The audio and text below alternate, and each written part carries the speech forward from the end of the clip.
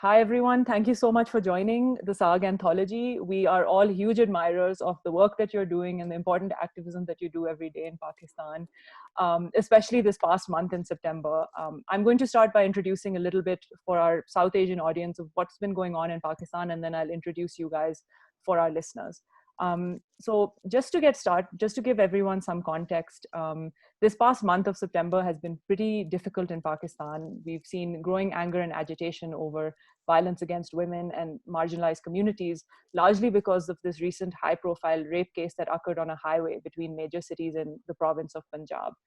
A woman was driving late outside the eastern city of Lahore with her two children when her vehicle ran out of fuel. She phoned the police for help, but before they arrived, two men took her and her children out of the vehicle at gunpoint and raped her in a field along the highway. Since then, there has been a lot of controversy from both the state institutions and from across society. The police chief of Lahore engaged in victim blaming. Prime Minister Imran Khan has called for chemical castration of the rapists, and protests have raged across major cities. But this isn't the only case of violence against women in the past few weeks. A journalist in Balochistan, Shahina Shaheen, was shot dead recently, allegedly in a case of honor killing. A minor girl was raped and murdered in Karachi, and there are many, many more such cases that have and haven't made the news at the same time. So joining us today is a group of women who've been involved in the progressive and feminist and human rights activism around the country.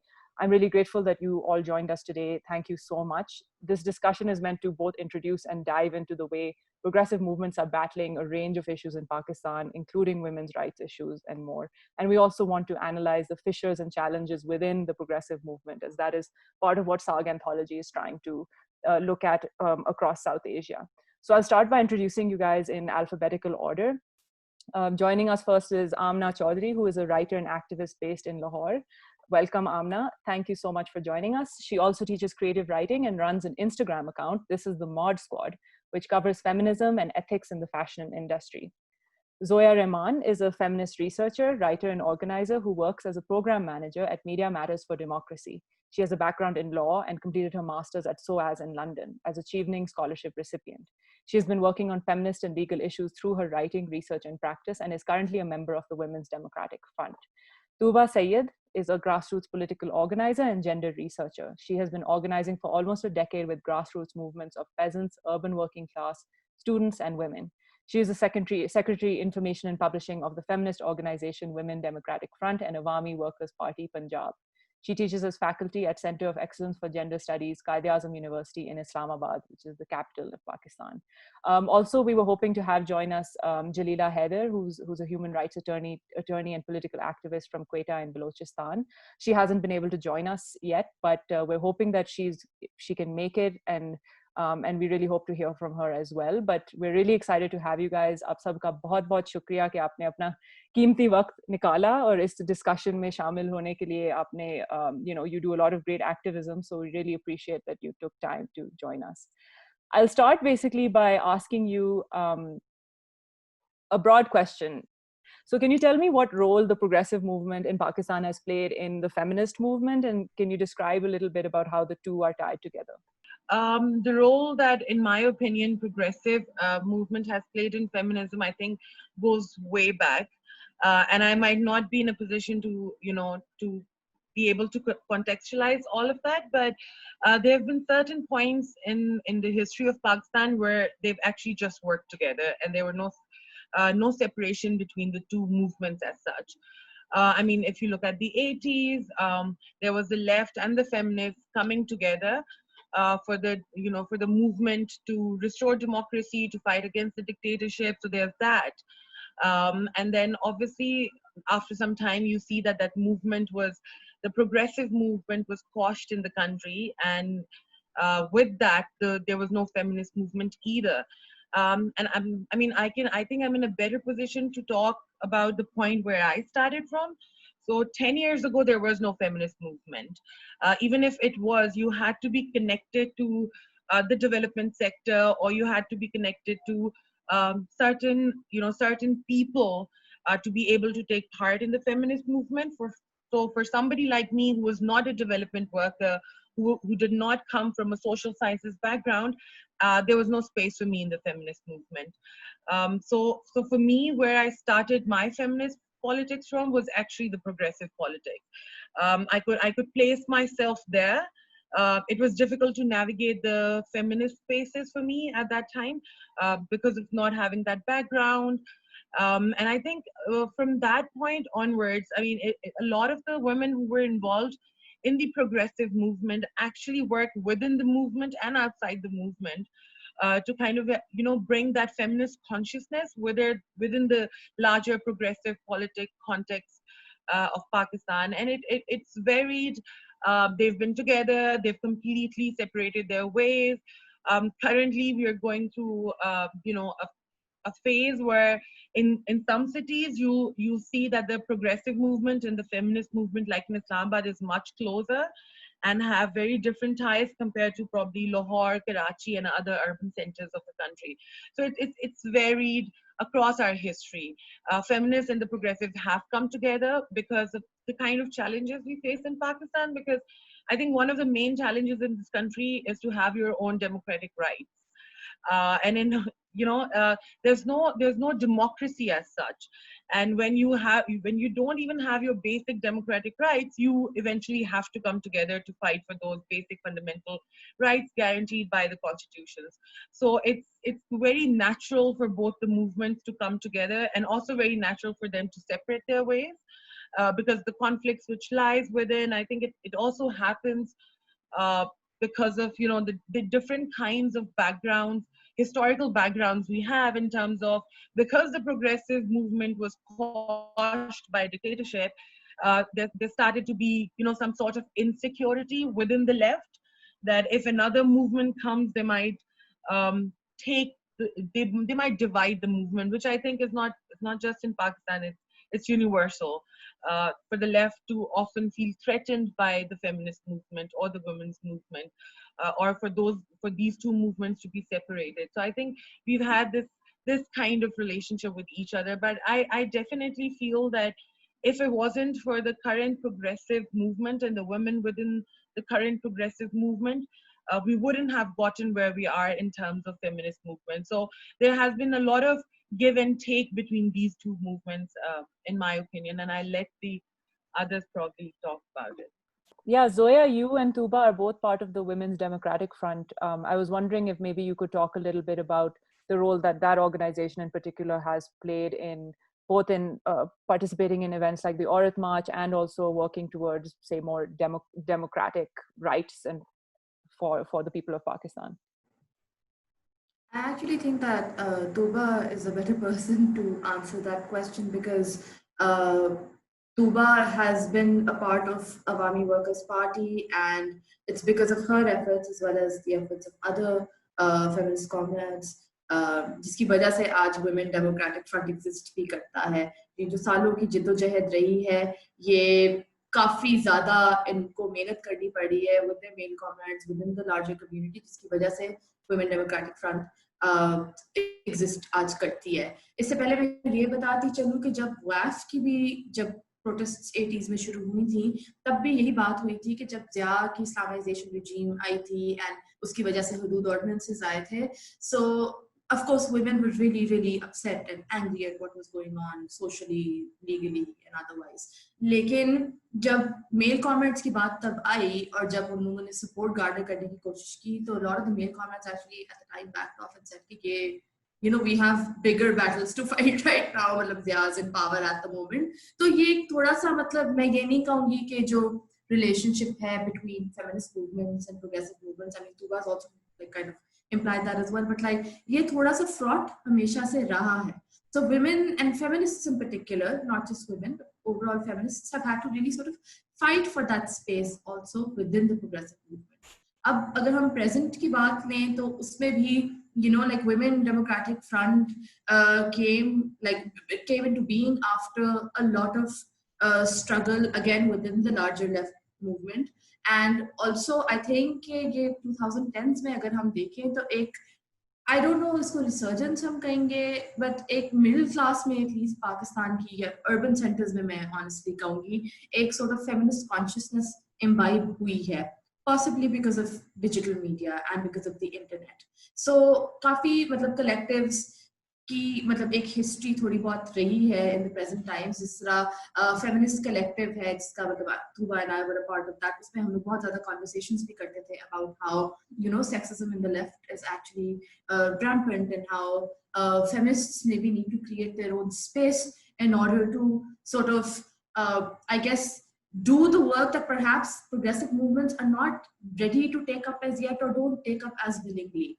Similarly, for Girls at Dhabas का काम रहा है, Amna and I was a part of it, but Amna is still a part of it.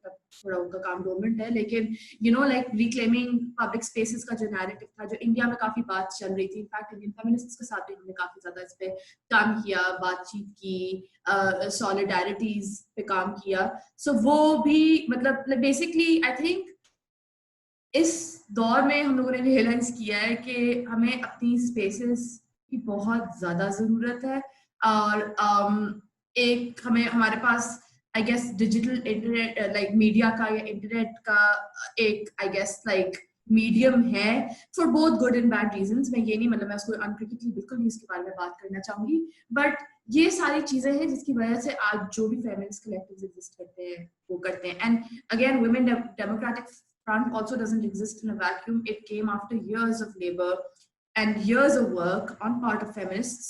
Otherwise, I don't think अगर I don't know, like Tuba can correct me here कि अगर हम 10 साल पहले या 20 साल पहले बात करते हैं, yes, WAF जरूर exist करता होगा, लेकिन मतलब काफी जिद्दोजहद हुई है जिसकी वजह से आज हम एक मतलब socialist feminist collective को अपने सामने देखते हैं. On that same note, Amna, your work, a lot of your research that we were talking about earlier on your Instagram account, this is the Mod Squad, you do look at the intersection of feminism and fashion. You've done a lot of coverage on that.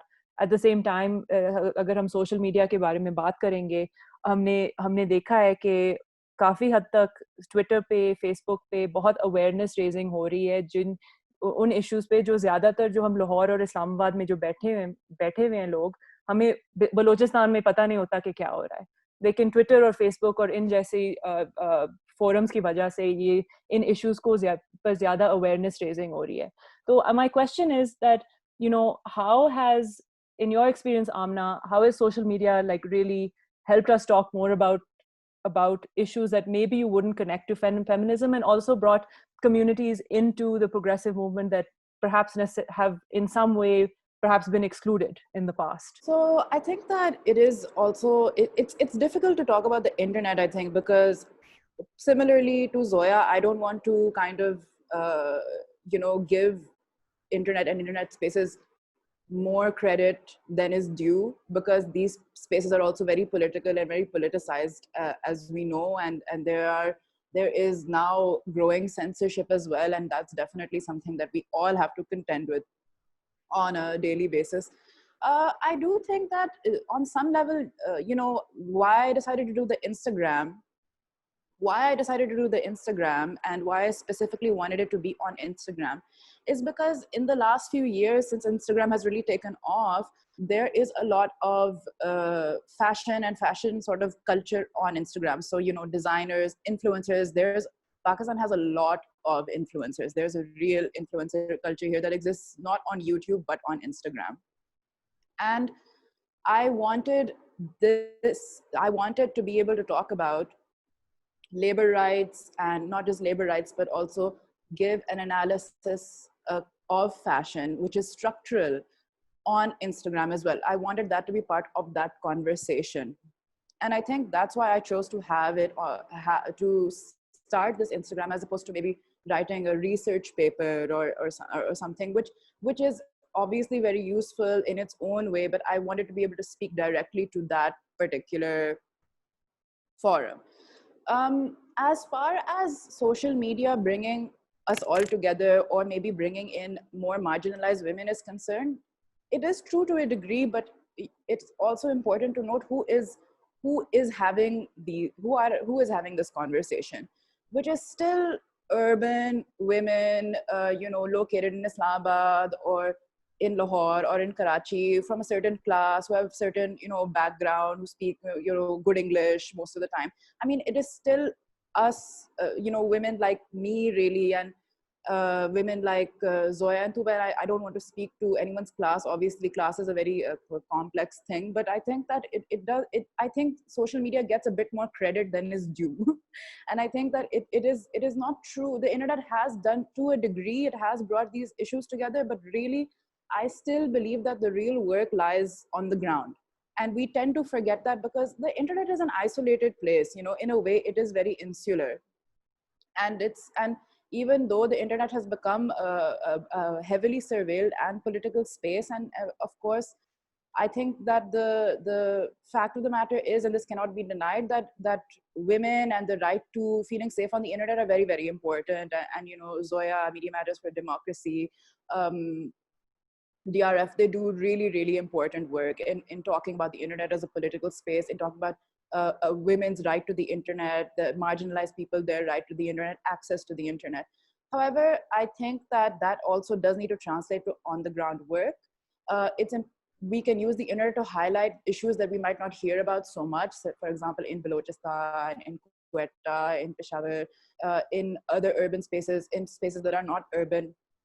But I don't also want to overstate the importance of the internet at the same time. So that is, I mean, it definitely has some uses, and I think that we can use it as a tool, but I think that it cannot replace on the ground work. You know, that's what I've come to kind of understand. You raise a really important point. I mean, obviously, we can't speak for each other's experiences, but there is a certain amount of power involved in, say, the four of us sitting here speaking in English and Urdu, sitting in major cities, and we all sort of, that comes with a certain amount of privilege on its own. And so I guess my question to all of you, and anyone who wants to answer should just jump in, speaking about what is happening on the ground. You know, a lot can be said these days for this modern feminist movement, as Tuba, you were saying, starting from 10 years ago, bringing in a lot of people together to the Aurat March. You know, you're seeing more non-cis people joining in. You're seeing a lot of spaces for working class women and a lot of sort of cross solidarity happening. So my question to all of you is, you know, like, can you talk a little bit about really what is working right now in the feminist movement in Pakistan, and what more can be done to include, so to speak, all women from all backgrounds? It's very broad, so whoever wants to jump in, please jump in.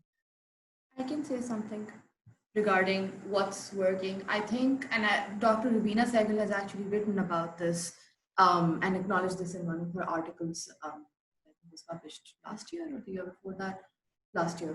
But basically, पहले जो conversation रही है, एक तो थोड़ी limited थी, because I think 90s or 2000s में फिर भी थोड़ा एक slump था of newer feminists joining in, of raising feminist consciousness, because वही जो लोग पुरानी, मतलब पुराना तो नहीं मैं कहूँगी, but like basically feminists of yesteryear were kind of carrying that burden of doing this kind of work. And then of course, like, when they kind of try to think about how they should sustain this work, so that became like 95 feminism, in the sense कि वो सारा उनका मतलब जो उन्हें NGOs establish की, उसके through उन्होंने उसको बरकरार रखा. So उसका जो वो काम भी उन्होंने किया, a lot of that was in relation to sort of the state, legislation, इस पे सब कुछ काम रहा. So legislation का मसला ये है कि legislation obviously creates this kind of arbitrary and very liberal public-private distinction.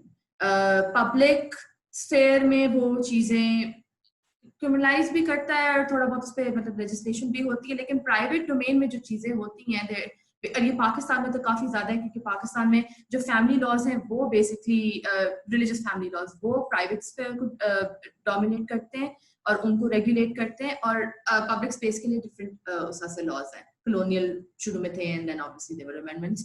सो वो बेसिकली जब कॉन्वर्सेशंस भी हो रही थी लेजिस्लेटर्स के साथ, एडवोकेसी का भी काम हो रहा था, तो प्राइवेट स्पेस जो थी that was pretty much left basically, like उसको ज्यादा फेमिनिस्ट्स ने नहीं छेड़ा other than family laws, because उस पर यही था कि उस पर डोमेस्टिक वायलेंस की बात आ जाती है, उसमें बॉडीली ऑटोनॉमी की बात आ जाती है, सेक्सुअलिटी की बात आ जाती है. सो वो इश्यूज जो भी मतलब controversial at the time लगते मतलब थे like to people, वो थोड़े बहुत मतलब private conversations का ही हिस्सा रहे, whereas जो मतलब मोटे मोटे जो family laws की के ऊपर जो legislation थी, inheritance की हो गई, eventually I think harassment तक की बहुत देर जाके बात हुई, मतलब 2010 में जाके हमें harassment के laws बने, so उसकी इर्द गिर्द advocacy. And the problem with the state is of course because of its very sort of narrow paternalistic conception of what gender-based rights are, तो वो piecemeal basically sort of एक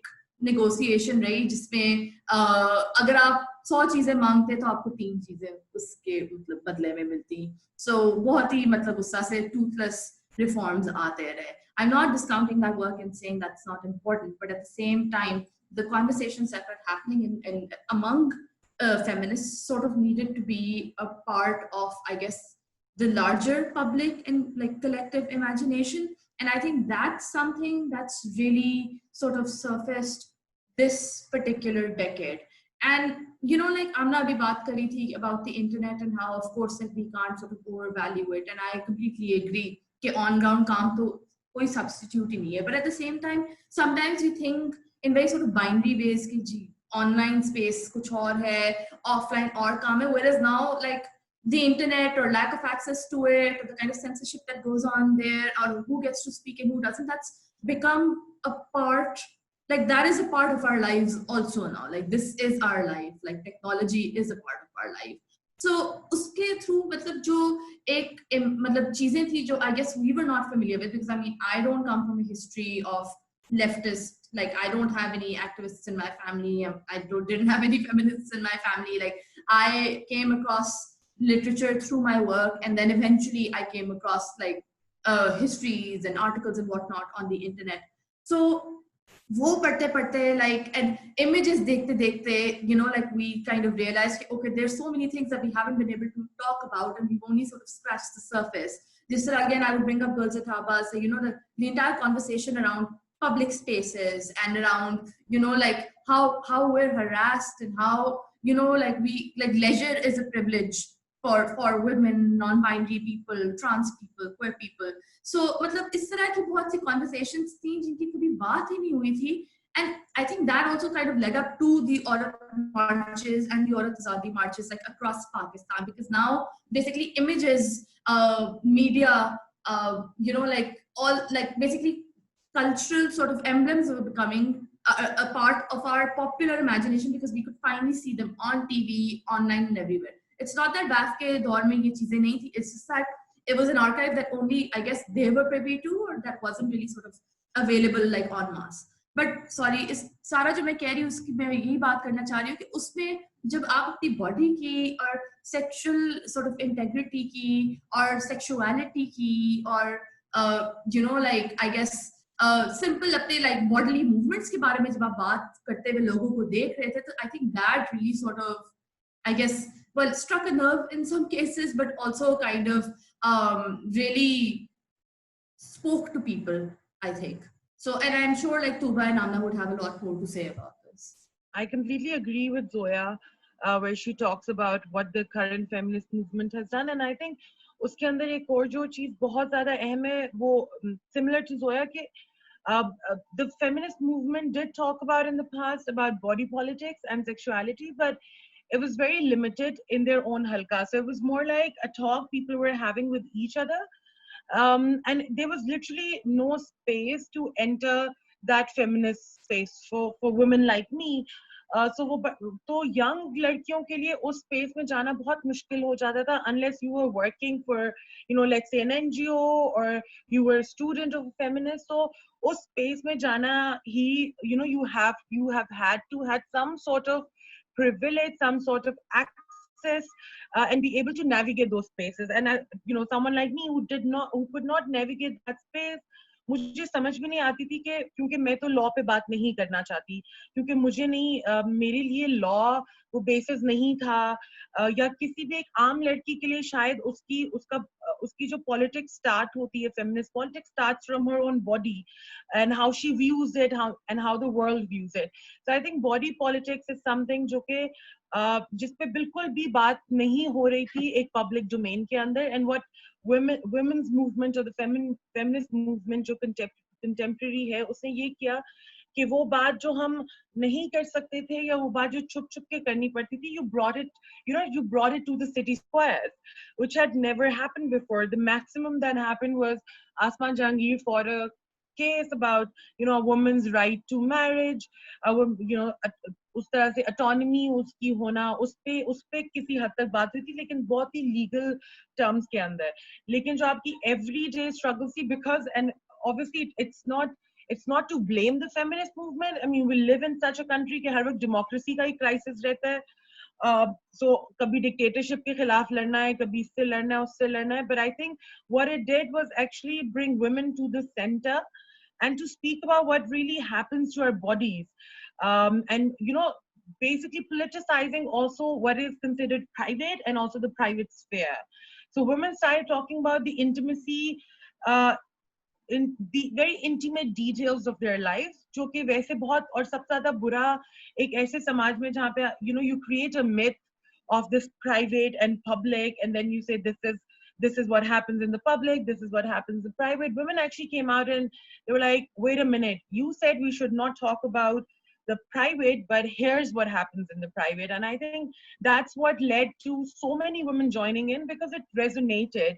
And women at some point did not need perhaps the progressive movement or the left to come and join them on the street. They did not need the street power of the left or the other progressive movements, because women came out and they could, it resonated with them. It's about your own life, it's about your own bodies. And I think that's what the current feminist movement brought to the forefront. That the one thing which was completely not to be talked about, they actually talked about that. And that is what mobilized the emotions. That is what brought all these women on the street. And I think that is what we've actually gained with this movement. और उसी के अंदर फिर sexuality पे बात उस तरह से नहीं होती थी. ऐसा नहीं था कि feminist movement कॉन्शियस नहीं थी सेक्सुअलिटी से रिलेटेड चैलेंजेस की या अंदर बात नहीं होती थी, but it was never politicised, it was never brought to the public. कि आपको मना कर दिया गया, तो even when you're doing your feminist work, you're still abiding by the norms. So what the current feminist movement did is like, no, we're not going to abide by the norms and have a movement. We're not going to just talk in constitutional or legal language. We're going to talk about the lived experiences of women in this country and how they've lived so far. And of course, people of all genders, which was not happening before. The talk about the queer rights, non-binary के बारे में conversation, ये बातें या ये terms इससे पहले इस्तेमाल ही नहीं हो रही थी पाकिस्तान में जनरली. और जोया ठीक कह रही है कि वो इंटरनेट से आई, because this is the language you get from the internet, and then you're able to relate. Or obviously वो फिर आगे फैलती है, even if you don't have access to internet, people talk and you get to hear these terms and you understand. And I think definitely that for me is one of the major accomplishments of the contemporary feminist movement. So to push you a little bit on that, आगे और क्या काम रहता है? Who is left still that you think the movement can include more? I mean, for me, definitely, I think, so because I've organized with the left and with the feminist movement, and I'm one of the organizers, but it's self-critique also. I definitely think that we're lacking in terms of, we're still trying to figure out about how to do gender representation, because आपको threats इतने होते हैं कि आपको समझ नहीं आती कि कहाँ पीछे जाना है, कब step forward लेना है. So I think वो एक challenge मेरे लिए definitely challenge रहा है, because there's a constant backlash on the feminist movement of everything we do, of the most basic sort of rights we demand. और उसके बाद अगर एक इस तरह के समाज में जहाँ इतनी घुटन है और सेक्सुअलिटी पे इतनी ज्यादा कदगन है, उसमें अगर आप आके सेक्सुअल लिबर्टीज की बात करते हैं, तो एज एन ऑर्गेनाइजर मैं बहुत परेशान हो जाती हूँ कि अच्छा अब मैंने क्या करना है. Do I look at the society or do I look at the people I'm working with or representing? So I think that is definitely something I personally find it very hard. And I think this is happening across the cities. And secondly, there's also the class representation is also something that we are struggling with, in the sense, cause this is a movement which talks about body, which started from a very different point. We talked about the private, and that is something working class women very easily talk about what happens in the private. उनको इतना छुपाना, और उनकी middle class sensibilities हमारी तरह नहीं होती हैं कि वो इज्जत का ख्याल रखना है और बोलना नहीं है और सच नहीं बोलना, उनके लिए ये कदरे आसान होता है। ये जो मॉरलिटीज हमारे ऊपर ला दी जाती हैं, सो क्योंकि हमारे लिए ये बातें करना हमेशा से मुश्किल रहा था, सो आई थिंक वो कनेक्शन किसी हद तक है, लेकिन उतना नहीं है जितना शायद होना चाहिए था। And I think of course that it's not just a challenge for the feminist movement, it's also a challenge for the left. I mean, left ने इतना organize किया working class में, लेकिन उसके बावजूद वर्किंग क्लास औरतों की नुमाइंदा उस तरह से लेफ्ट नहीं हो सकी। और अभी इस वक्त के अंदर फेमिनिस्ट मूवमेंट भी, I can't say for sure that it represents working class movement as ideally it should have. And I think these are the two challenges, in my opinion, we're facing right now, struggling, thinking how to go about it, how we can work in the future. Lekin, yeah.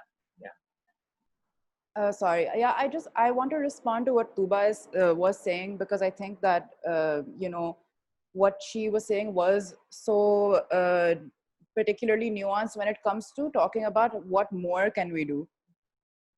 And I think that there's two things. I mean, firstly, I feel like as feminists, we are always thinking of more. So we're at the moment, and I haven't, I don't have Tuba's experience working with the left, but the sense that I have gotten recently in the last few years is that we are always very worried.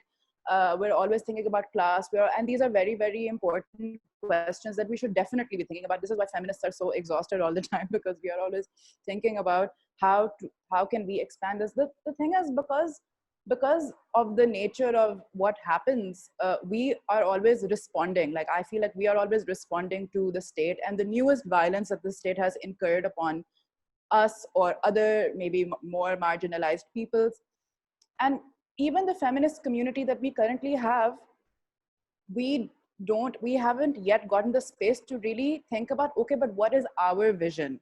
So what is our vision for a feminist society that the state cannot provide us? And we understand that, but still our vision has to be separate from the states as well. So in a way, we have to work on all of these different levels too. We have to respond to the state and the violence of the state. We have to speak in a kind of legal and constitutional manner as well, because we are obviously trapped in these confines of nation state, and there's no pretending that we aren't. But at the same time, we have to also articulate another vision, a feminist vision for how it could look. And that is as important, to nurture that community, to talk about a feminist politics, to talk about other feminists in other parts of the world. I feel like in the last few years, especially since the Pakistan-India relationship has deteriorated so much, in a way, we are working in more isolation.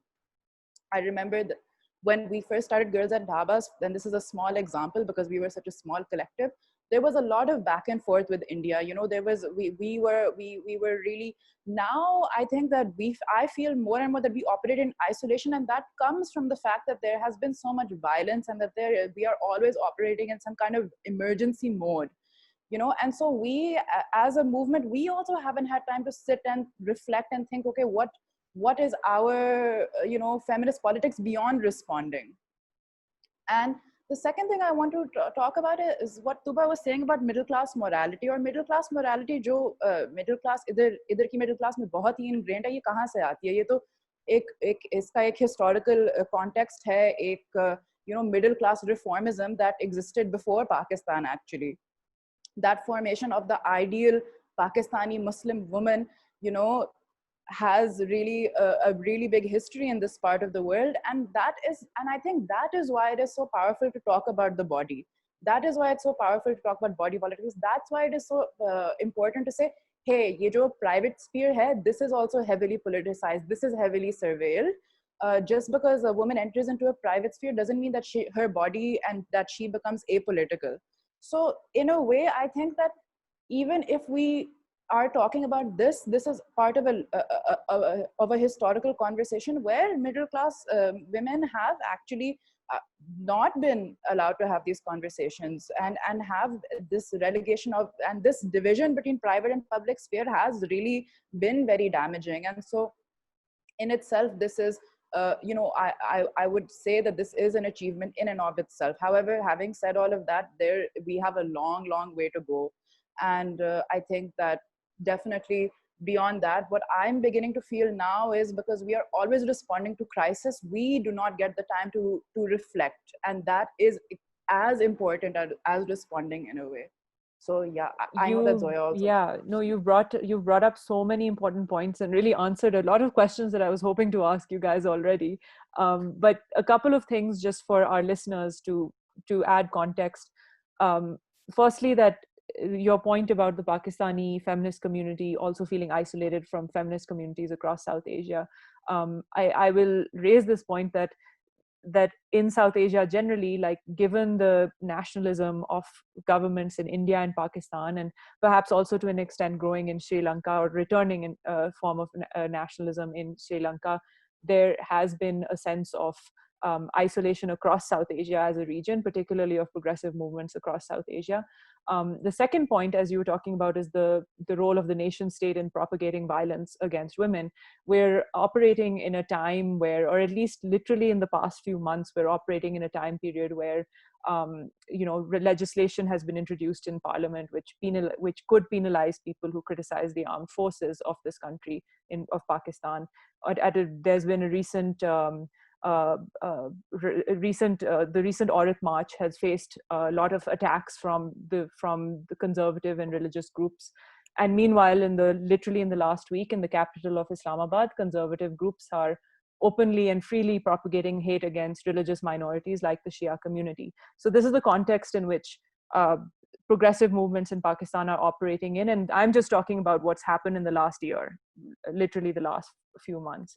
So in this very context, how can we, a progressive movement or the feminist movement, or both those movements together, how can they even, as you're saying, operating in emergency mode, how can you even conceive of like a plan for a movement 10 years down the line when one doesn't even know what's going to happen to them a month down the line, or even the next day, given that things are changing at such a rapid pace and not necessarily changing for the better?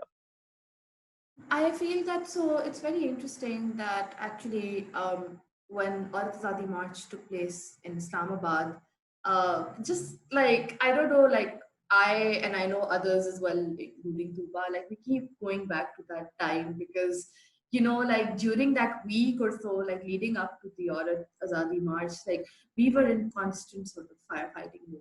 Because, we didn't even know whether the march would see the light of day or not. We were busy trying to get the NOC, approaching every single possible person, begging them to give us the NOC.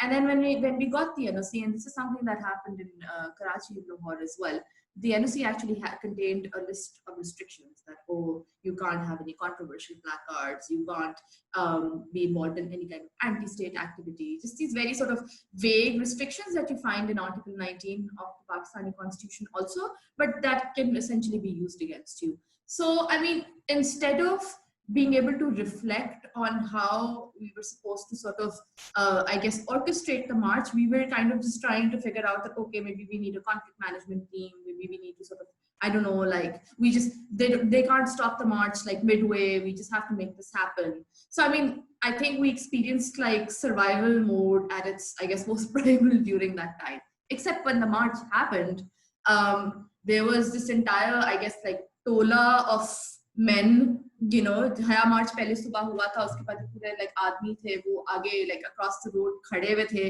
और police भी वहाँ खड़ी हुई थी जो अपनी तरफ से हमें basically तहफ़्फ़ुज़ फराहम कर रही थी, but at the same time they're like, ठीक है आप लोग भी आगे कर ले, वो लोग अपना लगे हुए हैं तो ठीक है, like we're not going to do anything about this. तो एक तो ये मसला हुआ. दूसरा मसला कि जब उन्होंने कहा कि जी प्लाकार्ड्स आप क्या कहते हैं कि पुलिस एसेंशियली आप स्टेट का काम हमारे लिए करें, do the dirty work of the state, तो वहां पूरी तरतली मची हुई थी, whereby like a lot of the volunteers were like, अच्छा so like is मेरा जैसे मेरी मर्जी, which is now like become like a popular slogan for the entire sort of Aurat March movement across Pakistan. Is that controversial? Acha, I guess वो pride flags की बात कर रहे हैं. So you know like वही एकदम से मतलब state ने basically हमें, मैं ये नहीं कहूँगी कि कंपेल कर दिया, बट लाइक पैनिक मोड में डाल दिया कि अब हम क्या करें, अब हम क्या करें, मार्च होगा नहीं होगा, रोक देंगे बीच में, क्या होगा. सो अब ये सारा कुछ लाइक उसमें हम लोग मार्च भी कर रहे हैं, स्पीचेस भी had to be like they had to be cut short, फिर हमने आगे डी चौक जाना था एंड एकदम ये पथराव सारा मतलब जो अटैक्स थे वो शुरू हो गए. एंड आई थिंक उसके बाद और फिर जो हरासमेंट भी इस्लामाबाद के प्रोटेस्टर्स ने एक्सपीरियंस की on mass. Like I mean I can only speak for myself. I think this is the first time that I left a protest space that was supposed to, I guess, make me feel great कि हम महीनों से काम कर रहे हैं, इतनी हमने मेहनत की है, and you know this has been like the fruit of our labor. I think a lot of us were feeling defeated. A lot of us frankly left that space feeling very traumatized. A lot of us were exhausted because we realized that regardless of how much we actually sort of, I would say, like out of to the state, like this is going to be the like ये अंजाम होगा, ठीक है. कभी भी इन लोगों ने हमें मतलब तहफ़्फ़ुज़ नहीं फराहम करना, ये if anything हमारा काम जो है डिपोलिटिसाइज करते रहेंगे. एंड उसके बाद फिर कोरोना वायरस पाकिस्तान मतलब केसेस बढ़ गए, and then we were all kind of stuck at home trying to organize online. and उससे पहले भी जब मार्च और ये कोरोना वायरस के बीच में जो I guess 3-4 बल्कि दिन थे एकदम फिर सारे ऑफिसेस बंद हो गए थे. Like we were literally in firefighting mode even then because we realized that there were a lot of cases of harassment at the march. We were trying to talk to the survivors. Then जो placards की policing थी उस पे काफी बहस हुई because I mean a lot of us were really upset कि यार ये तो we shouldn't even have come to that conclusion. That's ridiculous.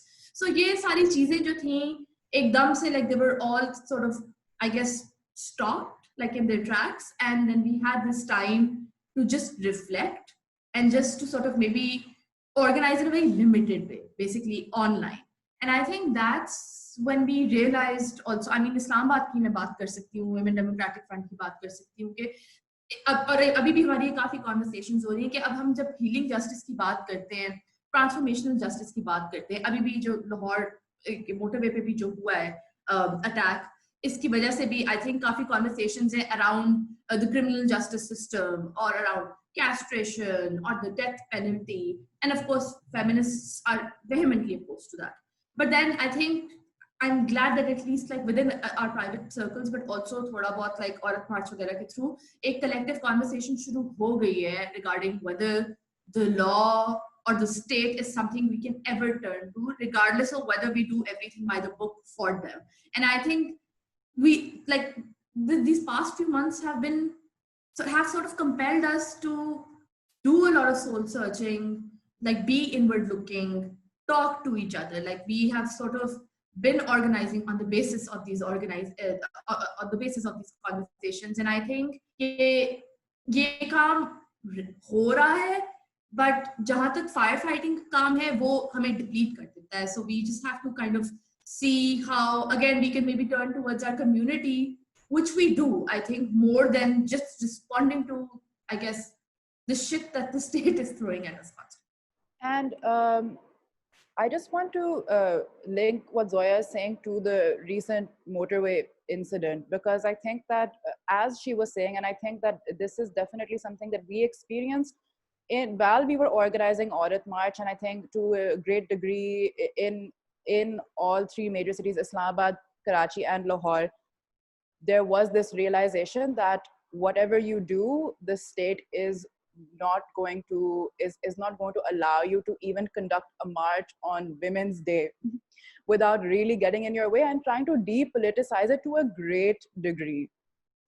And this incident that happened a couple of weeks ago is only further proof that the state cannot protect you. The state cannot protect women. The state cannot protect queer people. The state will not protect any marginalized community.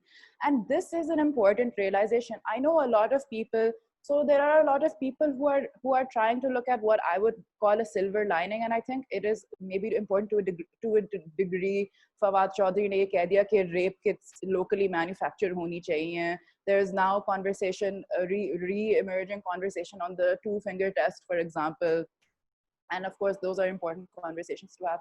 But if anything, this incident should really prove to people who believe that state benevolence is important and can help us, that it has its severe limitations, and we also need to look beyond, because the state cannot offer us, the state basically forces us to make patriarchal bargains with it and offers absolutely no safety, real safety or security uh, as a result of it either. So it's a lose-lose situation for us in many, many ways. Sure, maybe they will let us have the march every year. I don't even know what the march will look like next year. You know what I mean? It's just seems to more and more like the march will become, despite everyone's efforts, will become more and more depoliticized.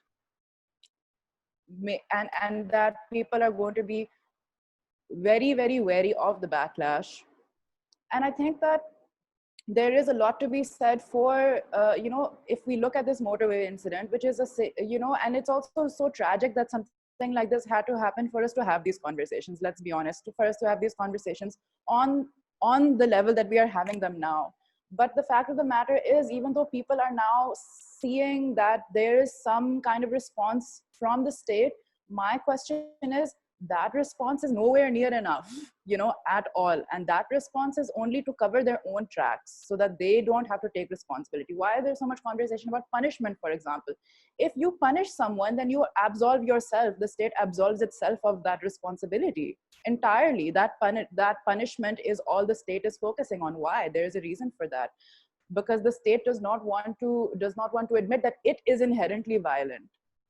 And because it doesn't want to admit, or it will never admit that it is inherently violent, it will point fingers at the person who committed that violence in that, as if that violence is isolated, as if that person is wholly responsible for that violence, and the state has no part to play in it. So I think that this is also an important moment, based off of a tragedy, and obviously it is completely horrifying that we had to come to this point, but I think that this is in any way, this is evidence or proof, not to use these terms, which are awful terms to use, of what feminists have been saying for a long, long, long time in this country, that the state cannot protect you, that the state is a patriarchal, violent, carceral state, and that we need to keep the state as part of our conversations, but we also need to look beyond the state too, and how to balance these two things together, and how to always keep these two separate visions in mind, I think, is definitely something that we are now talking more about. That really brings up something that, it feels like a pattern that came up after the Nirbhaya Delhi rape case in India. After you talk about a situation where a woman set in an urban locality gets attacked by men who seem to be, say, an average guy just on the street, the narrative shifts to blaming, say, that guy, which he should be blamed, but also not the system that propagated that kind of violence against the woman. We see that in the nation states, particularly in India and Pakistan, you see state institutions inflicting the violence. In Pakistan's case in 1971, and even today in Balochistan and other parts of the country. In India's case, you see it happening in Kashmir, when state institutions are sort of part of the problem. So we should wrap up, but I wanted to sort of give you guys a chance to, if you think that there's any other key things that you want to bring up that we haven't had time to discuss in this, anything that you really feel like we need to address. I think just to build on what Amna and Zoya were saying, that and also you were saying that what's happening currently in Pakistan is that despite the fact that for the last 3 years there has been a very vibrant, vocal, powerful feminist movement, which clearly shows that thousands of women across the country are coming out, the state is still not willing to talk to the feminist movement. I mean, yes, this incident sparked protest, yet it sparked resistance. Generally the country is moved, if the country is hurt, also shocked. But at the same time, the women have been talking about, even if they don't want to look back, last 3 years, women have been talking about all of this. We have been talking about our bodies and what happens to our bodies in the public, in the private, in the state institutions, outside of the state institution, when we're children, when we grow up, when we grow older, in the grave, in the cradle. So I think what what's really happening here is this is also a way for state to say, oh, these women, yes, they talk about this, but we can fix it. Only we know what to do, because they're completely ignoring the movement. They're unseeing the entire movement. There have been no efforts by the state to even like speak to the feminists, to speak to the women who are coming out on the street and have been talking about it. So I think, just like Amna said, that the state is absolving itself of responsibility, because there are reasons why we got here. Um, Pakistani state have always been very keen on constructing an ideal citizen. It has shifted from one place to another, and now you see it happening everywhere, like on social media, off social media. Gone are the days जहाँ पे tropes थे कि ये अच्छी औरत है, ये बुरी औरत है. Now they're also utilizing the बुरी औरत. For example, they've taken certain TikTok stars to speak their language, which otherwise were not the good women of the state. So it's, they've also co-opted, let's say, Veena Malik, which is otherwise not accepted by the state, but she's accepted if she's fighting the bad woman, a bad woman fighting the bad woman of the country, right? So I mean, the state will not acknowledge, let alone listen to what we're saying. They will not even acknowledge our existence, and that is what's happening. I see this as a way to absolve itself of its duty, and also a way to completely unhear the feminist movement, especially when it comes to violence against our bodies. आपको कहीं नजर नहीं आएगा कि state institute किसी भी capacity में या तो एंगेजमेंट मेंशन कर रहा है, या किसी किसी ढके छुपे अंदाज में भी वो हमसे बात नहीं कर रहे. ऐसा नहीं हो रहा कि some minister is calling us up and who wants to talk about this, who wants to understand. Nothing of this sort happening. Sure. I mean, I think just we've covered quite a lot of things in a short amount of time, but I think I just want to talk about the modern and the traditional a little bit, because I think Tuba touched on it a bit too. And just to continue her point, I think that even if you think about the framing of this particular case, and even then you will see that the framing of the case is a push and pull between modern and traditional. So the question that people are asking is, why did this woman go out so late at night? However, at the same time, she is a mother and she has children. So you see that there is definitely that push and pull in that framing of this narrative. Is she a good woman? Is she a bad woman? And so how are we supposed to think about her? And the state is definitely party to the framing of this narrative. Like when the CCPO first commented on the incident, and he has since apologized, it was to purposefully frame this woman as a woman who is a bad woman, as a woman who is maybe too modern, or as a woman who thinks, what did he say? She thinks that she is in Paris, and of course that has, many connotations here that, that might not have in a place like Paris, for example. But basically, she thinks that she's in some modern place, and she thinks that she's a modern woman and she can just go out at any time, and this is just not how it works in Pakistan. And if you are that kind of woman in a country like this, then what are you up to? What are you doing?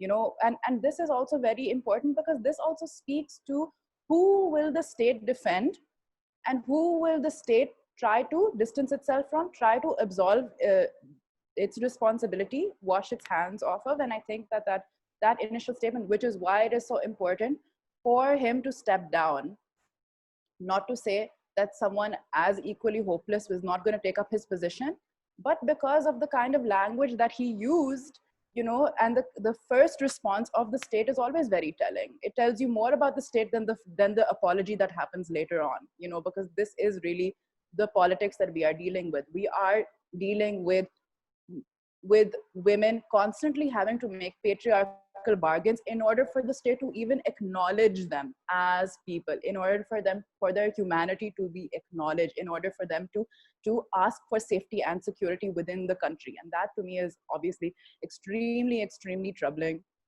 and something that we are having now beginning to have larger conversations about is there any good woman according to the state at all then? Who is a good woman? Who is the ideal Pakistani woman then, who deserves safety in this country? So yeah, that's my last comment. Yeah. Just to excuse me, add to what Amna has said, I also feel that the feminist movement needs to stop being a women's only movement, because women itself or woman is a contested category, and only a palatable version of that category is accepted by the state, because that kind of good or honorable woman like is seen as a representative of the country's honor, right? But then you're disenfranchising many other kinds of women or sort of marginalized identities. You're disenfranchising working class women, you're disenfranchising women from ethnic minorities, from religious minorities, trans women, queer people, non-binary people. So I really feel that the feminist movement, like, because every time we talk about it, and perhaps this is because of the limitations like of our language also, maybe because we haven't thought about like what kind of a language to construct, we talk about aurat ka sawal ya aurat ke saath jati. I think we really need to sort of also build a new language, build keep working on sort of archiving our history in which absent voices are recovered. For instance, agar hum log Khwaja सिरा की बात कर लें, ठीक है, अब उनको, I mean, I would say that like as far as legalese is concerned, matlab, at the end of the day, let's face it, one can't not, and this is something Nikita Dhawan has said, one can't not want rights, right? Like, or justice, at least, chale rights hi baat chhode. But at the same time, जब हम history की बात करते हैं, हम constantly सिर्फ urban history के बारे में क्यों सोचते हैं? हम जेंडर रेजिस्टेंस की जब बात करते हैं तो हम ये क्यों नहीं सोचते कि ख्वाजा सिरा हमें मतलब लिटरली लाइक उनकी प्रेजेंस हमारी स्ट्रीट्स पे, just the fact that they're constantly subverting gender norms. There are like a lot of Khwaja सिराs are from the working class community. They're like constantly sort of, you know, like demanding to be like for people to like humanize them, to see them as people. Like unki bhi ek jidojahad rahi hai, but again we don't see that as a history sort of worth archiving or worth recognizing. Similarly with queer people, I feel that they have been behind the feminist movement or the women's movement rather, because Pakistan mein काफी phase historically use हुआ है since quite a while. But at the same time, like जब हम एक discoverable history की बात करते हैं तो you know like the break, like the mind draws a blank, the popular culture को थोड़ा बहुत देख लेंगे. But like we need to make more of an effort as feminists, even if I understand that, and Tuba and I were discussing this last week, that solidarities are seldom organic. ये हो नहीं सकता. तुबा कह रही थी कि like organic sisterhood achieve करना actually इतना आसान काम नहीं होता, कभी कभार नहीं होता. But at the same time, like जहां तक एक वो absent voices की recovery है, whether it's us giving space to those communities or other ceding space that we should be ceding, or whether it's those communities speaking for themselves, which is perhaps happening now in online spaces, even in sort of like private, I guess, like conversations. I think we really need to sort of expand our language and also our imagination in regards to what the feminist movement in Pakistan should be. That's a really, really great note to end this on, to think about how we talk about gender, how we talk about violence against women, how we conceive gender, and really rethink what are gender norms at the end of the day. Because Pakistan mein to khas taur pe to we have such a we have such restricted views on all those, you know, in all those areas. Rape is considered किस औरत का इज्जत छीना जाता है अगर कोई if she's raped. In the same sense, gender is considered very firm and constructed, even though the Khwaja Sira community has been there for a very long time, constantly subverting it in front of us. So on that note, thank you everyone so much. I really, really just appreciate you guys taking your time from your very, very difficult work of activism and constantly fighting back. And so we are all huge fans of yours, and we're really excited for this interview to come out and share it with a wider South Asian audience. And we hope that we all can continue to collaborate and work together and talk more about these issues as we continue to grow our efforts across the region.